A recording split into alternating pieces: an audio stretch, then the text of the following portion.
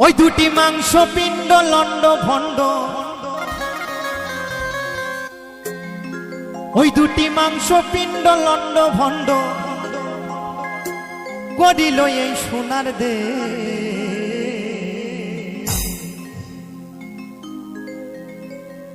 3 ইঞ্চি নদীতে পড়ে 3.5 হাত নৌকা সে।